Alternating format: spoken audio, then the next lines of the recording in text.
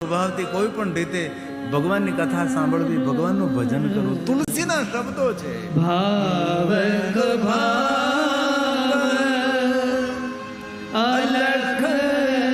આલસ. બગાસા ખાતા હતા, ખાતા પણ ભગવાનને યાદ કરો. આળસથી પણ ભગવાનને યાદ કરો. 10 દિશાઓ મંગલ કર્યા આપણે. તેથી હાલતા ચાલતા બેસતા ઉઠતા ખાતા પીતા ઊંઘતા જાગતા ઘરમાં વનમાં શમશાનમાં કરતા જાઓ ઘરનું કામ ને લેતા જાઓ હરિનું નામ. બસ એટલું. આપણે કઈ માળા લઈને બેહવું નથી. આપણે હિમાલય પહાડોની કંદરામાંથી જવું છે, ઘનઘોર જંગલમાં આપણે નથી જવું. આપણે તો આપણા ઘરને જ તીર્થ બનાવવું છે. મારું ઘર જ ગોકુળ મથુરા, મારું ઘર જ કાશી છે, મારું ઘર જ તીર્થધામ છે. બસ આ જીવનની સમજણ છે. કોઈ કે આમ હાલતા ચાલતા ભગવાનનું નામ ન લેવાય. અરે લેવાય, કોઈ પણ રીતે લેવાય. ઘણા માણસો કે પવિત્ર ત્યારે જ ભગવાન નામ લેવાય. અરે ભાઈ, ભગવાનનું નામ જ આપણને પવિત્ર કરનારું છે, તો પવિત્ર થવા જાવું ક્યાં? તેથી તુલસીએ કહ્યું છે, ભાવ અલખ આલસ નામ જપત મંગલ દિશી દશ. 10 દિશા મંગલ કરે. નામ જપત મંગલ દિશી દશ. શ્રી રામ શ્રી રામ શ્રી રામ શ્રી રામ. શ્રી રામ જય રામ જય જય રામ. શ્રી રામ જય રામ જય જય રામ. શ્રી રામ જય રામ જય જય રામ. શ્રી રામ જય રામ જય જય. બોलिए साथ में, आवाज निकालिए. श्री राम जय राम जय जय राम. श्री राम जय राम जय जय राम. श्री राम जय राम जय जय राम. श्री राम जय राम जय जय राम. આજ તમે કથા સાંભળી, કોઈ તમને પૂછે આજ તમે કથામાં તે શું શીખી ગયા, તો એને કહેવાનું હાલતા ચાલતા બેસતા ઉઠતા ખાતા પીતા ઊંઘતા જાગતા ઘરમાં વનમાં શમશાનમાં કોઈ પણ અવસ્થામાં ભગવાનને યાદ કરો. આ કથામાં તમે શીખી લીધું છે. ભલે 3 કલાકની આ કથા યાદ ન રહે, એટલું યાદ રાખી લેવાનું. કાંઈ પણ કામ કરતા હોય, રસોઈ બનાવતા હો, ઘરકામ કરતા હોય, ઓફિસમાં બેઠા હોય, ગાડી ચલાવતા હોય, 4 વ્હીલ ચલાવતા, 2 વ્હીલ ચલાવતા, કાંઈ પણ અવસ્થામાં આસ્થાથી ભગવાનનું નામ લેવું. નહીં કલી કરમ અને ભગતિ વિવેકુ, રામ નામ અવલંબન યકુ. આ કલયુગમાં ભવપાર થવા માટે કોણ જપ તપ સાધન અનુષ્ઠાન ઉપાસના? કોઈ નહીં. સિર્ફ ભગવાનનું નામ લેવાનું. તુલસીના શબ્દો છે, રામચરિતમાનસ. નહીં કલી કરમ ભગતિ વિવેકુ. નહીં કલી કરમ ભગતિ વિવેકુ. રામ નામ અવલંબન એકુ. રામ નામ અવલંબન એકુ. તેથી હાલતા ચાલતા બેસતા ઉઠતા ખાતા પીતા ઊંઘતા જાગતા કોઈ પણ અવસ્થામાં નિરંતર જીવાગરે વર્તતે તત્ સફલમ જીવિત. જીવનને સફળ કરવું હોય તો ખૂબ ભગવાનનું ભજન કરો, ખૂબ ભગવાનનું ભજન કરો. આ તુલસી વચન છે. શિવેતિ નામ પિયુષ વર્ષા ધારા ફરી ડૂબતા. જે ભગવાન શિવનું ભજન કરે છે, દેવતાઓ તેના પર અમૃતનો વરસાદ વરસાવે છે. નમઃ શિવાય. ઓમ નમઃ શિવાય. નમઃ શિવાય. નમઃ શિવાય. નમઃ શિવાય. નમઃ શિવાય. હર હર ભોલે. નમઃ શિવાય.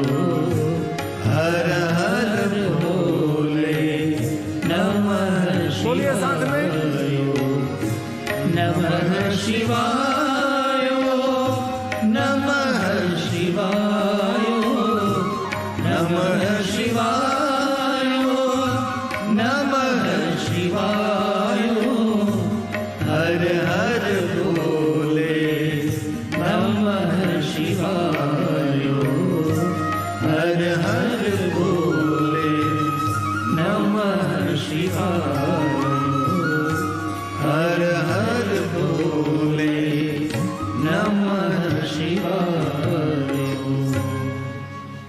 હવે તમને બીજી એક મહાત્મ્ય કથા સંભળાવું છું.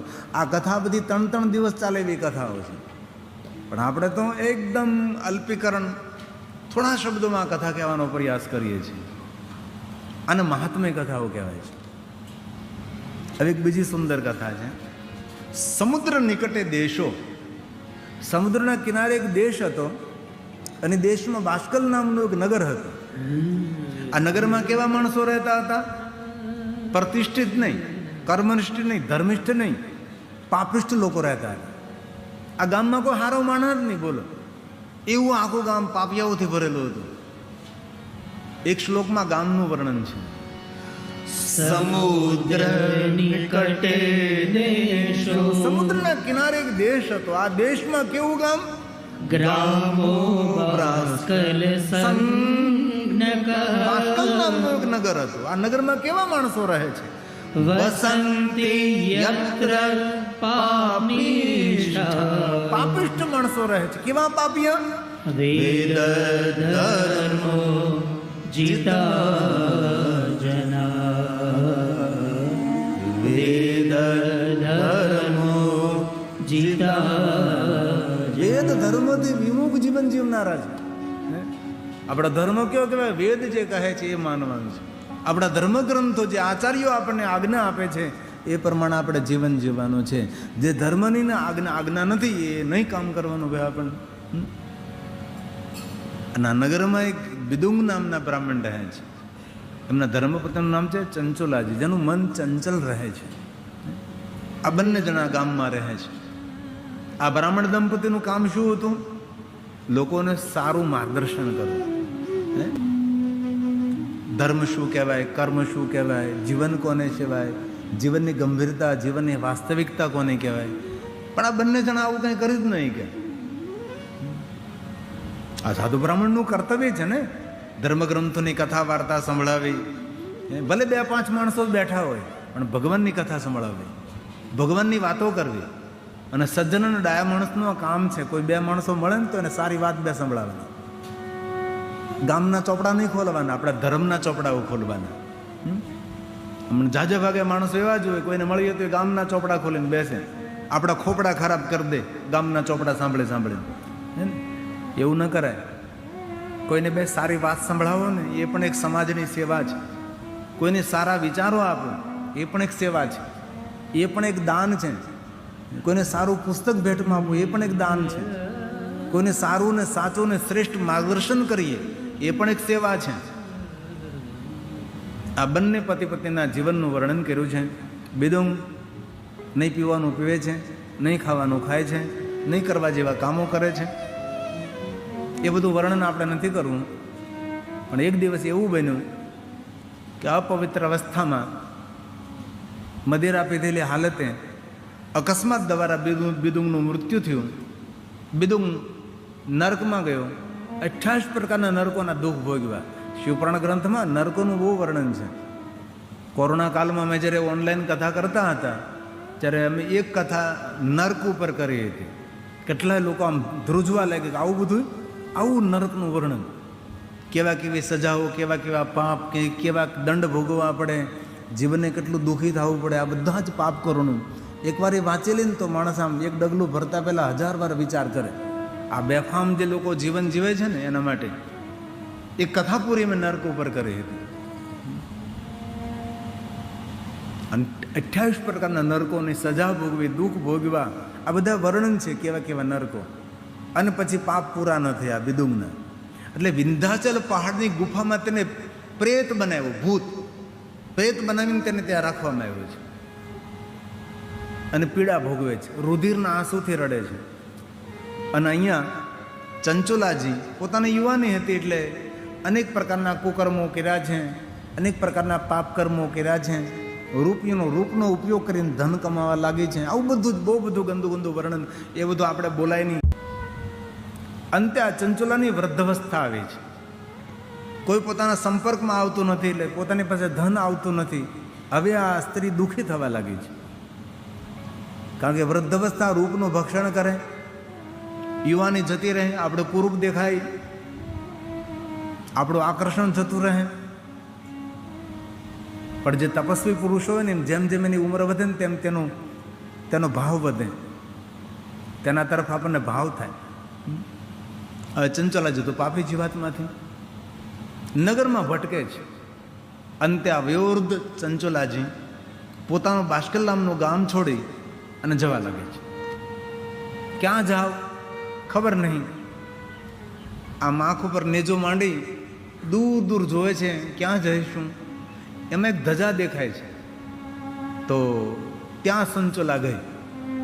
સુંદર મંદિર જોયું, કોઈને પૂછ્યું કે આ શું છે, તો કે શિવાલય છે.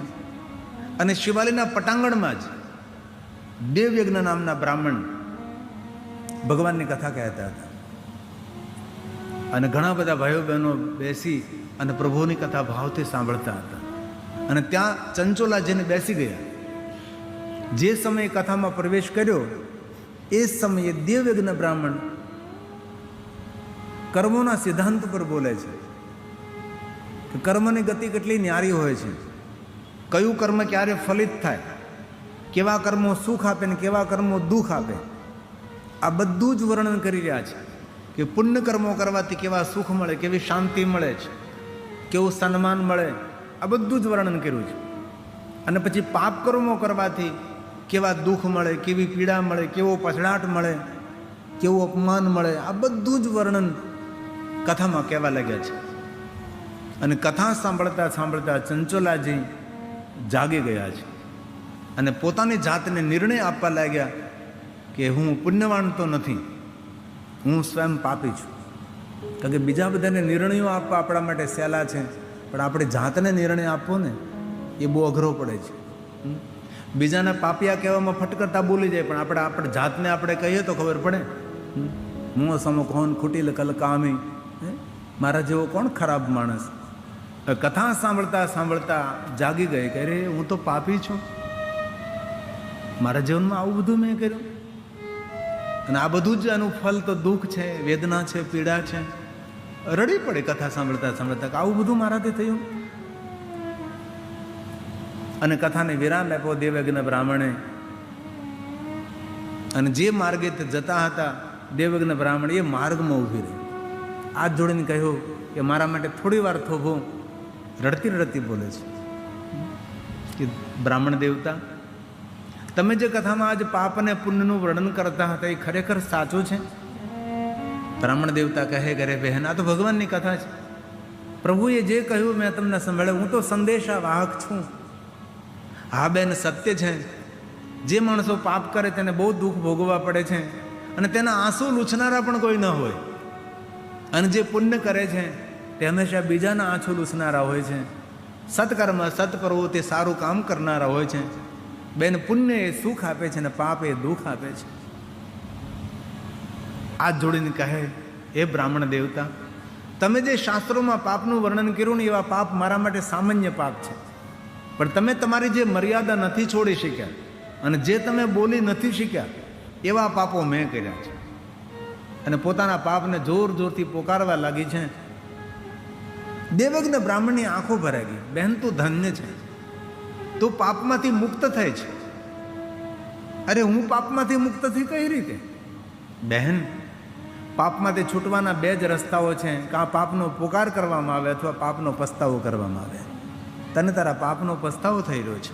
હવે આજથી દ્રઢ સંકલ્પ કર કે બીજું કોઈ પણ કુકર્મ, કોઈ પણ પાપ કર્મ આજથી હું નહીં કરું. એવો દ્રઢ સંકલ્પ કર, તને ભગવાન તારા દરેક પાપોમાંથી મુક્તિ આપશે. અને જીવન છે ભાઈ, પાપ કર્મો થાય, ભૂલો થઈ હોય, કેટલી આપણે ભૂલો કરી હોય, જીવનમાં નહીં કરવાના કામો જીવનમાં થયા હોય અજાણતા, એ પાપનો પસ્તાવો, એ પાપમાંથી મુક્તિ છે. પસ્તાવો વિપુલ ઋણું સ્વર્ગમાંથી ઉતર્યું છે, પાપી જેવા ડૂબકી દઈને પૂર્ણશાળી બને છે. આ ભગવાને વચન આપ્યું, પશ્ચાતાપ આપ કૃતા પશ્ચાતાપે કૃપાપકૃતા પાપાનામ નિષ્કૃતિ પરા સર્વેષાં વર્ણિતમ સદ્ભિः સર્વ પાપ વિશોધનમ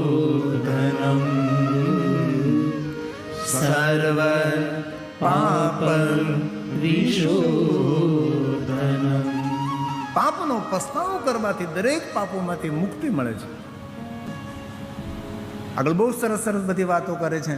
બધા જ પાપોમાંથી પાપનો પસ્તાવો કરવાથી પાપમાંથી છુટકારો મળે, પાપનો પુકાર કરવાથી પાપમાંથી મુક્તિ મળે છે. પણ તીર્થમાં કરેલું પાપ ઇન્દ્રના વજ્ર સમાન હોય છે.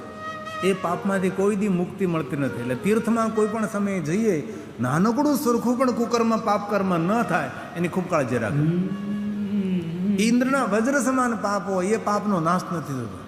પછી સંતોએ પૂછ્યું કે સૂત પુરાણજી, એ તીર્થમાં કરેલું પાપ હોય, ઇન્દ્રના વજ્ર જેવો હોય, એ નાશ ન પામે, તો એ પાપમાંથી મુક્તિ મેળવી તો શું કરવું?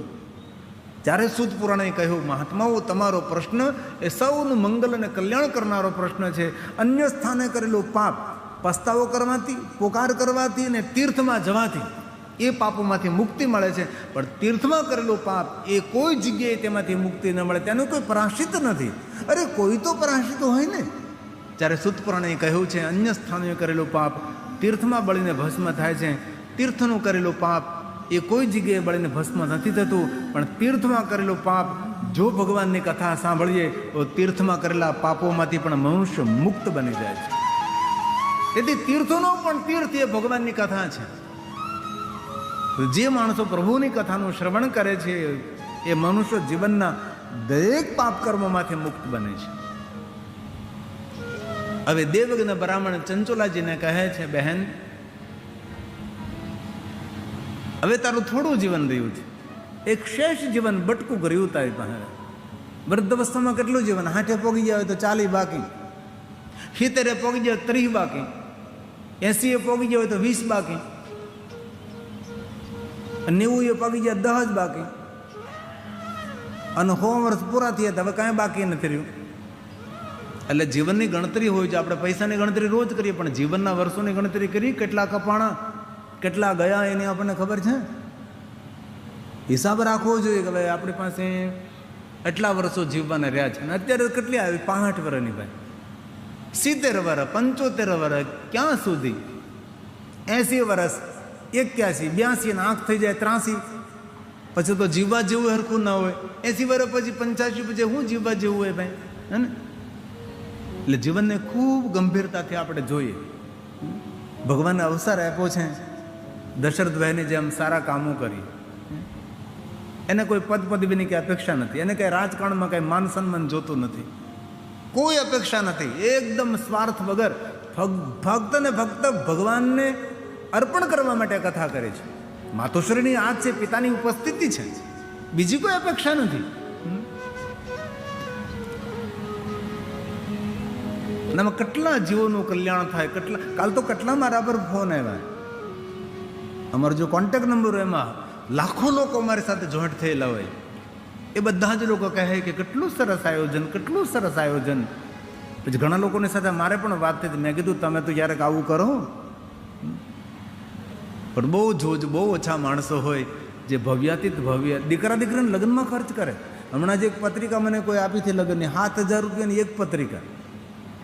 લગ્નની પત્રિકા 7,000 રૂપિયાની, એવી એને 5,000 પત્રિકાઓ છપાવી હતી. બોલો, હવે લગ્નની પત્રિકા કોઈ તિજોરીમાં રાખે? એ લગ્નની પત્રિકા આવે ને ચોકલેટ ને બધું કાઢી લેવાનું, બાકી પત્રિકા કચરા પેટીમાં. કોઈએ મઢાવીને રાખી કે આ ભાઈ ફલાણા દીકરાના લગ્નની પત્રિકા છે, ફલાણાની દીકરીની લગ્ન પત્રિકા? નહીં, ગયા પૈસા. અને લોકો કરોડો રૂપિયા પોતાના દીકરાના લગ્નમાં ખર્ચ કરવો જોઈએ. એમાં કંઈ મારો વિરોધ પણ નથી, કરવું જોઈએ જ. પણ કોઈના દીકરામાં કરોડો રૂપિયાના ખર્ચ કરો, કોઈ યાદ નથી રાખતું. પણ તમારા ગામમાં તમે ભગવાનની કથા કરી તો ગામ આખું યાદ રાખે કે એટલા વર્ષ પહેલાં ભગવાનની કથા અમારા ગામમાં આ ભાઈએ કરી હતી, આ પોપડામાં મેદાનમાં કથા થઈ, સૌ કોઈ યાદ કરતા રહેશે. એ મૂળચંદ બાપાના પરિવારે દશરથભાઈ દ્વારા આ ભગવાનની કથાનું આયોજન થયું. અમે આખી કથા સાંભળી, પહેલા દિવસેથી છેલ્લા દિવસ સુધીમાં પ્રભુની કથાનું શ્રવણ કર્યું.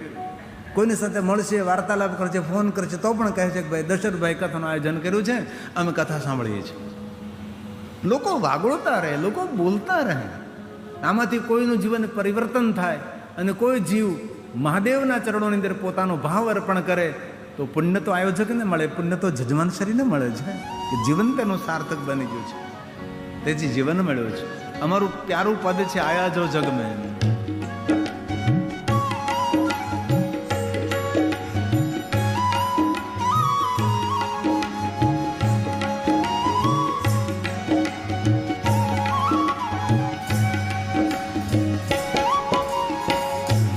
आया जो जग में ले तू सेवा, आया जो जग में कर ले तू सेवा, जाना एक दिन अकेला, भजन तू कर ले शिव का, भजन तू कर ले शिव का, भजन तू कर ले साथ में गावे, साथ में बोले.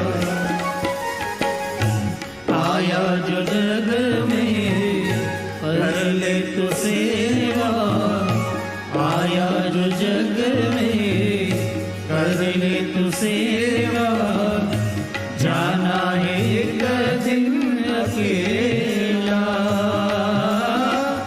भजन तू कर ले शिव का, भजन तू कर ले शिव का, भजन तू कर ले शिव का. તાલી મહાદેવને વહાલી. શાબાશ.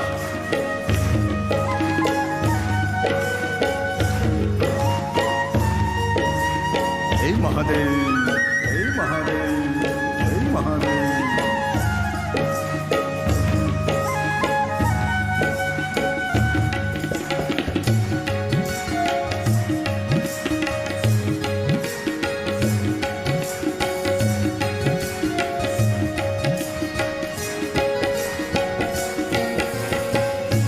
मानव देह महापदार्थ, पारस की है खानी,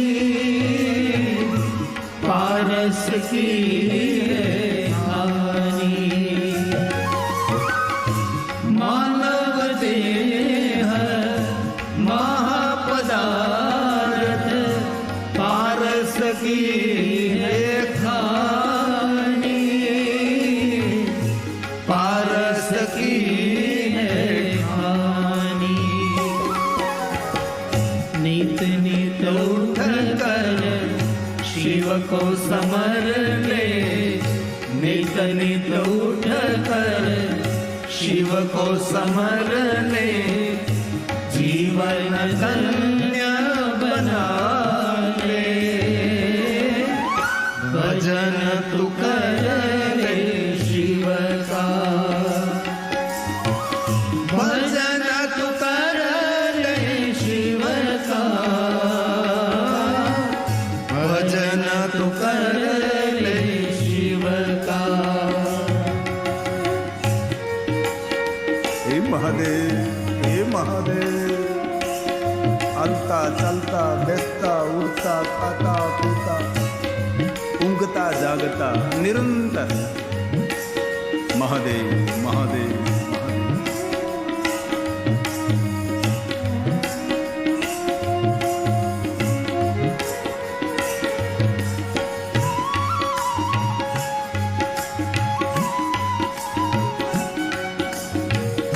शब्दों पर ध्यान दीजिए, सुरता से सुनिए. संत चरण रज अंग लगाओ, चरणों में शीश नवाओ, चरणों में शीश नवाओ. संत चरण रज अंग लगाओ,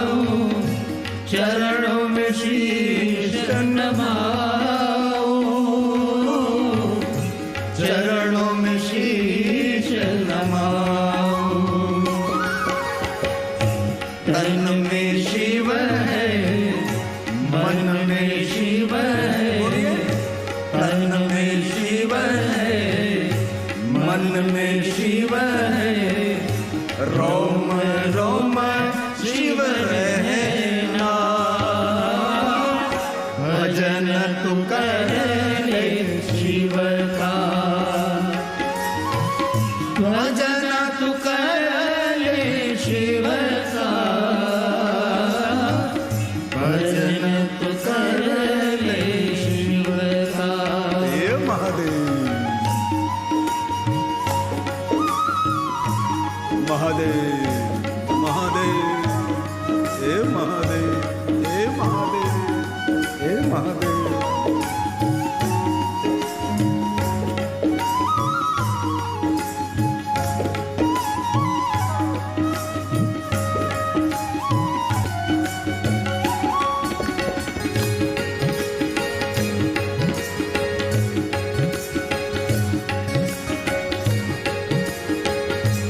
बाबा को याद करें।